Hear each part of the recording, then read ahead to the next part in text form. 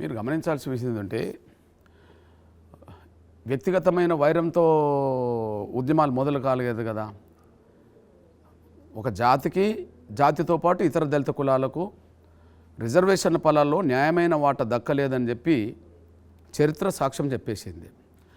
అందుకు కమిషన్ నివేదికలు సాక్ష్యం, అందుకు రాజకీయ పార్టీల తీర్మానాలు సాక్ష్యం, వాళ్ళ మేనిఫెస్టోలు సాక్ష్యం, సమాజం ఎవరికి మద్దతు అందిస్తుందో అది కూడా సాక్ష్యం, మీడియా మనసులో ఎవరిది న్యాయమో అది కూడా సాక్ష్యం. వ్యక్తిగత తగాదేమున్నది? ఎంఆర్పిఎస్ ఉద్యమం మాదిగలకు ఇతర దళిత కులాలకు అన్యాయం జరిగిన విషయాన్ని వెలుగులోకి తీసుకొచ్చింది.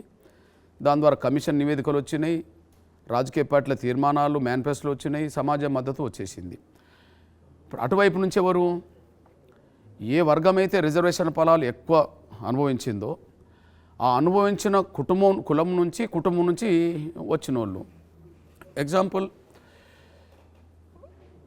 నాలాంటి వాళ్ళు పుట్టకముందే గౌరవ ప్రధానమంత్రిగా లాల్ బహదూర్ శాస్త్రి గారు ఉన్న సమయంలోనే రిజర్వేషన్ల ఫలాలు అన్ని కులాలకు దక్కుతున్నాయా లేదా అనే విషయం తెలుసుకోవడానికి ఒక కమిషన్ వేశారు. దాని పేరు లోకూర్ కమిటీ.